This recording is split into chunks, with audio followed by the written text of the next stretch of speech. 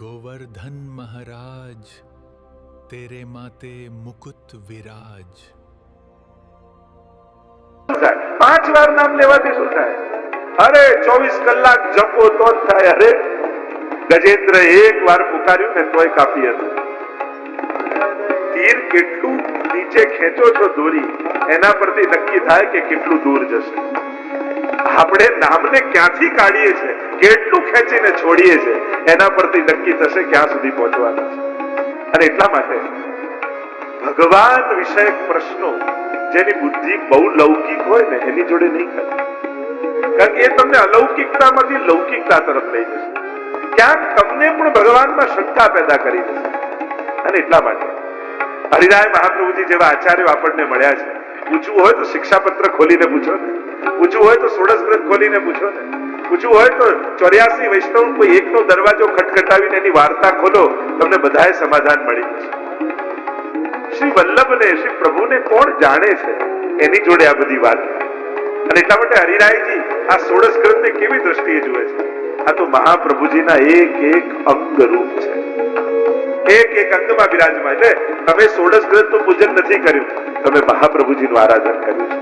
તમે વંદન કરી, આરતી કર્યા, એ ષોડશ ગ્રંથનું નથી કર્યું, મહાપ્રભુજીનું કર્યું છે.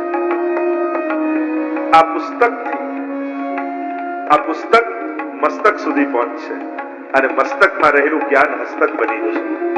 એ સેવા સુધી પહોંચવાનું છે. જો એક વિચાર નીકળ્યો છે શેના માટે? છે કર્મને સિદ્ધ કરવા માટે, સેવાને સિદ્ધ કરવા માટે એક વિચાર છે. અને વિચાર વહેતો વહેતો જુદા જુદા માધ્યમ બની અને છેક જીવનના કલ્યાણ સુધી જવાનું છે. અને એટલા માટે અલૌકિક તત્વોને અલૌકિક દ્રષ્ટિએ જોવાની આદત પાડો અને પ્રયાસ કરવો પડશે. શરૂઆતમાં એ પ્રવૃત્તિ હશે, ધીમે ધીમે મનની વૃત્તિ બની જશે. જીવનના સમાધાન તમારી લૌકિક બુદ્ધિએ કાઢવા જશો ને તો ઝઘડા, ક્લેશ અને કોર્ટ કચેરી સિવાય બીજું કાંઈ યાદ નહીં આવે. પણ જીવનના સમાધાન ષોડશ ગ્રંથોને વચમાં રાખી આ પ્રશ્નોનો ઉકેલ મહાપ્રભુજી શું આપે છે? જ્યારે ષોડશ ગ્રંથમાં ગોતશો ને અને જે ઉત્તર મળશે ને એ તમારા જીવનનું કલ્યાણ કરનારું હશે. બધાના ઉત્તર છે ષોડશ ગ્રંથ. વિવેક, ધૈર્યાશ્રય આદિ એવા ગ્રંથો છે ને, જીવનના દરેક પ્રશ્નોના ઉકેલ એમાં સમાયેલા છે, દરેક મૂંઝવણોના સમાધાન એમાં છે. એટલે નક્કી કરો, મારા જીવનના પ્રશ્નોના ઉકેલ મારે કોઈ લૌકિક વ્યક્તિને નથી પૂછવા, મારા ગુરુ પાસે સમાધાન લેવું છે, મારા વલ્લભ પાસે સમાધાન લેવું છે. મારે હવે મારું જીવન એની આજ્ઞામાં જીવવું છે. જો કોઈની આજ્ઞામાં રહેવું એ બંધન નથી, ભક્ત માટેની સર્વોચ્ચ અવસ્થા છે.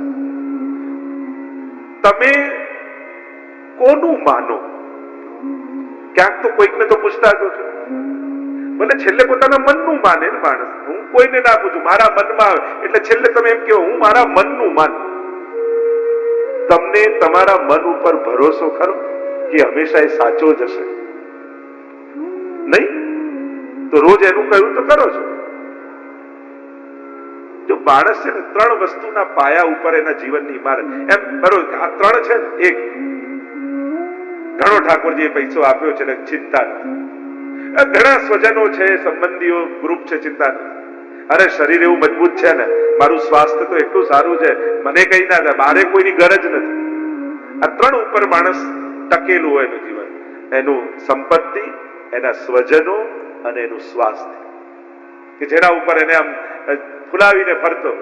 પણ આ 3 ઉપર તમને ભરોસો કરો? તમને ભરોસો કરો આજે જેવું શરીર છે એવું કાલે પણ રહેશે? હા કે ના? જો તમે એકનો તો ઉડાડી દીધો, એકની ના પાડી. સ્વજનો, આપણને એમ થાય કે આપણું બહુ મોટું સર્કલ ને આપણા સ્વજનો. તમને ભરોસો ખરો આજે જેવા બધા જોડે સંબંધો છે એવા કાયમ રહેશે?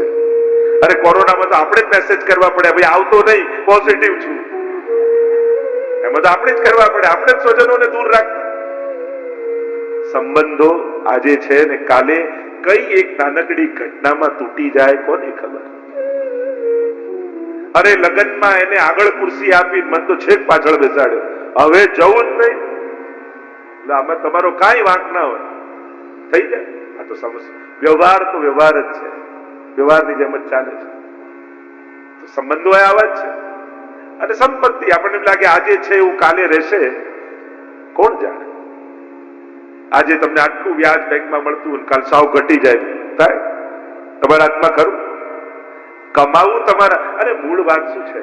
આપણે બુદ્ધિ અને મહેનતથી ઘર બાંધી શકીએ, ઘર લાવી શકીએ, ઘરનું સુખ મેળવી શકીએ, પણ ઘરમાં સુખ એ તો ઈશ્વરની કૃપાથી જ આવે. આપણે મહેનતથી ધન લાવી શકીએ, ધનનું સુખ, પણ ધનથી સુખ એ તો ઈશ્વરની કૃપા હોય તો જ મળી શકે. આપણે સ્વજનો ભેગા કરી શકીએ, પણ સ્વજનોથી સુખ એ તો ઈશ્વરની કૃપા હોય તો જ મળી શકે.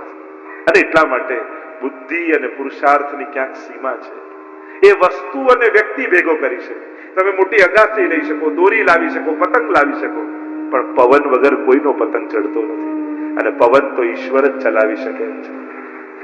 જ્યારે આ ગણિત જીવનના સમજમાં આવી જશે ને, ત્યારે જીવનની દશા અને દિશા બંને બદલાઈ જશે.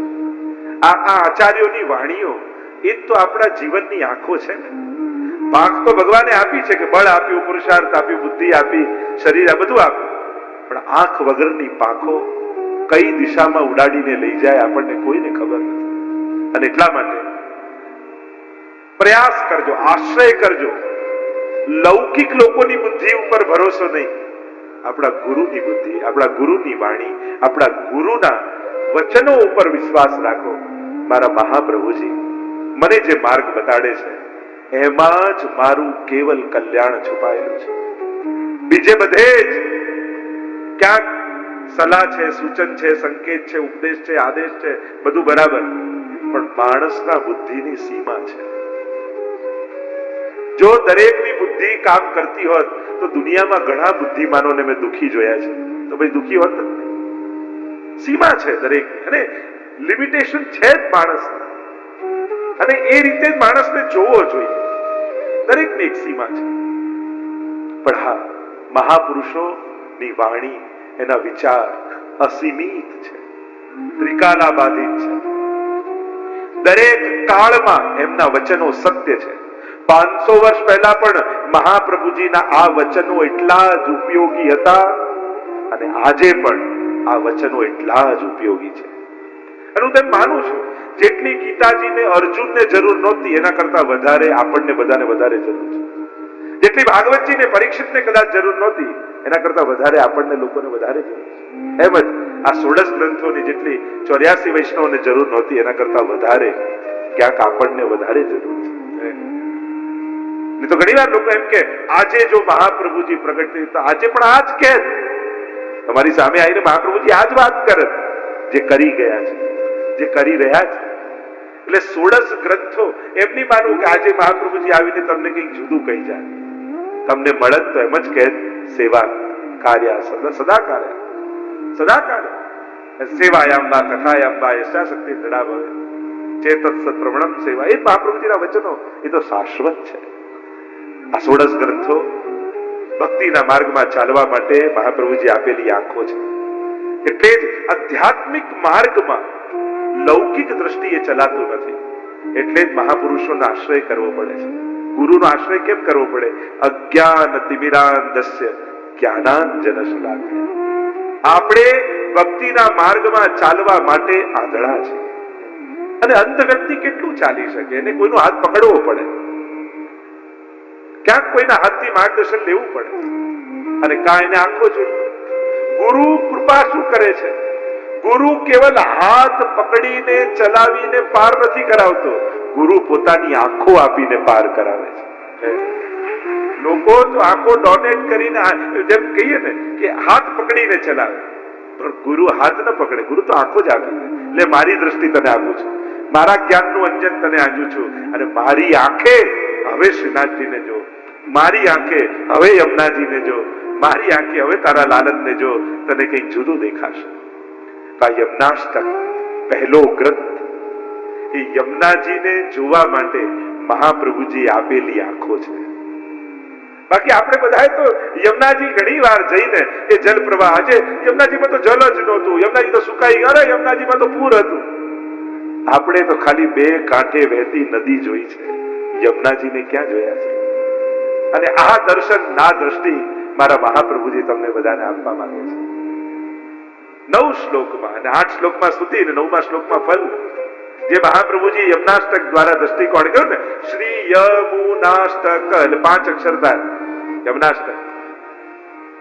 માનો પંચામૃત છે, જેમ સ્વરૂપને પંચામૃત કરીને એમાં ભગવત સ્વરૂપનો આવિર્ભાવ થાય ને, વૈષ્ણવ જયારે યમનાષ્ટકનું પંચામૃત થી સ્નાન કરે ને યમનાષ્ટક રૂપી, ત્યારે એની ભીતર વૈષ્ણવતાનું પ્રાગટ્ય થતું હોય છે.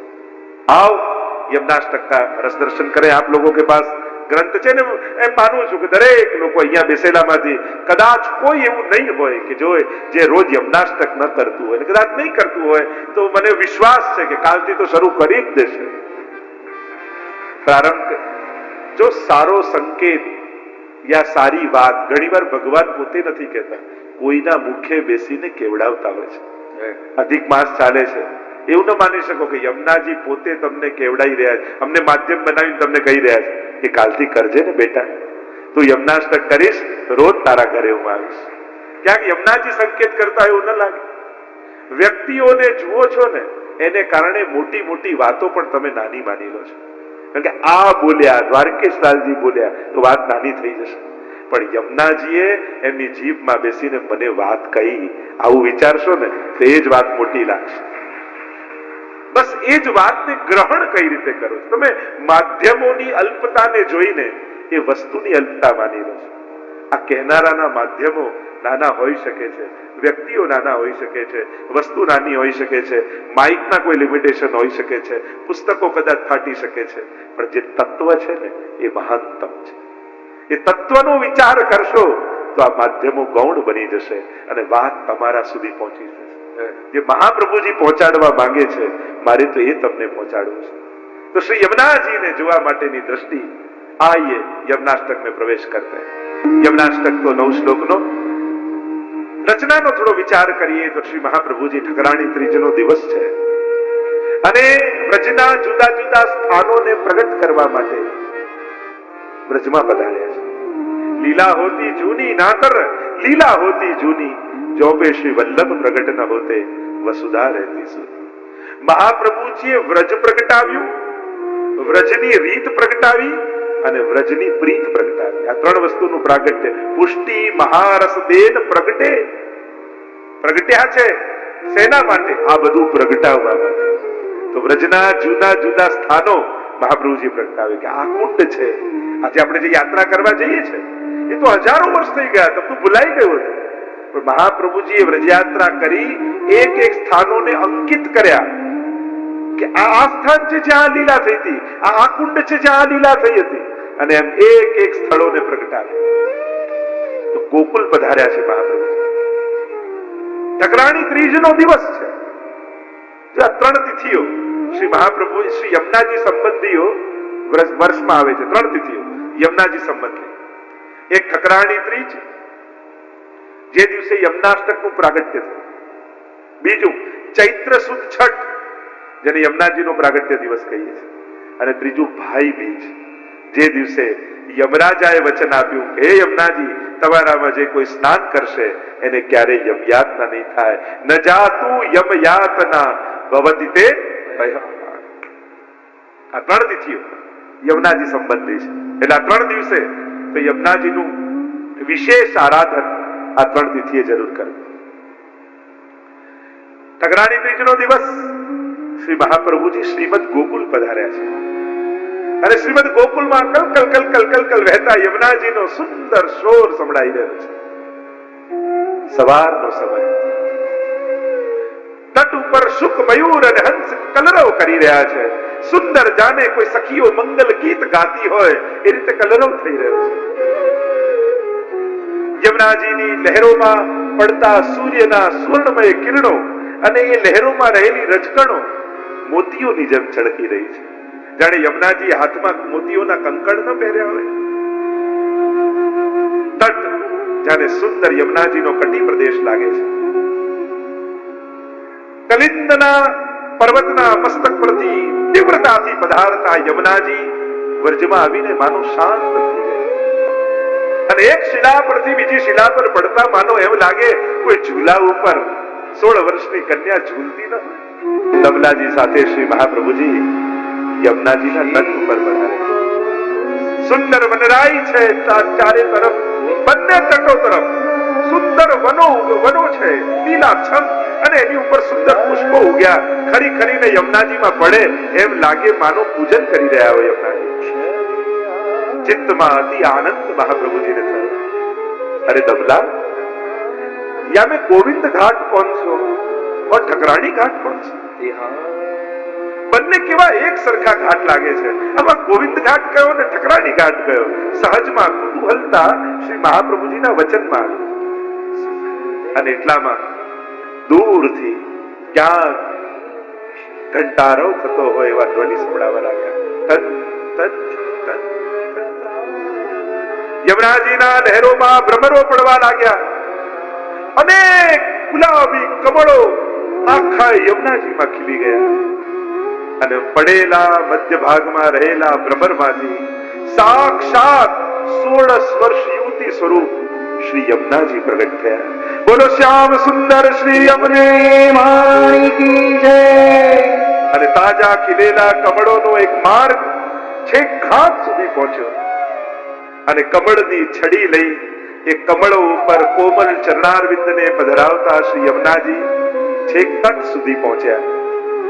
શ્રી વલ્લભનો આનંદ માતો નથી, હરખ સમાતો નથી. નેત્રો માનો યમુનાજીના રસથી ઉભરાઈ રહ્યા છે. સાક્ષાત યમુનાજીના એ સખી સ્વરૂપના દર્શન આજે થયા. અવાક બની મહાપ્રભુજી શ્રી યમુનાજીના એ સ્વરૂપામૃતનું પાન કરી રહ્યા છે. નિકટમાં દબલાજીના નેત્રોમાંથી દળ દળ દળ અશ્રુપાત થઈ રહ્યા. નિકટ આવેલા યમુનાજીએ છડી કરીને બતાવ્યું, આ ગોવિંદ ઘાટ છે, આ ઠકરાણી ઘાટ છે. અને જ્યાં યમુનાજીના સ્વરૂપની ઝાંકી કરીને સાષ્ટાંગ દંડવત શ્રી મહાપ્રભુજીએ કર્યા. અને જ્યાં ઠાડા થઈને ઝાંકી કરે ત્યાં તો યમુનાજીનું એ અલૌકિક સ્વરૂપ શ્રી મહાપ્રભુજીના હૃદયમાં આવીને બિરાજ્યું, રસ સ્વરૂપે. અને જ્યાં હૃદયમાં બિરાજ્યું અને શ્રી યમુના રૂપ આનંદ શ્રી મહાપ્રભુજીના હૃદયમાં સમાયો નહીં અને સ્તોત્ર બની યમુનાષ્ટક બની અને મહાપ્રભુજીના મુખમાંથી પ્રગટ થવા લાગ્યું. યમુનાષ્ટકની રચના મહાપ્રભુજી નથી કરી રહ્યા, હૃદયમાં સમાયેલા યમુનાજી વાંગમય રૂપે, શબ્દમય રૂપે શ્રી વલ્લભના મુખમાંથી પ્રગટ થઈ રહ્યા છે. અને એટલે યમુનાષ્ટક એ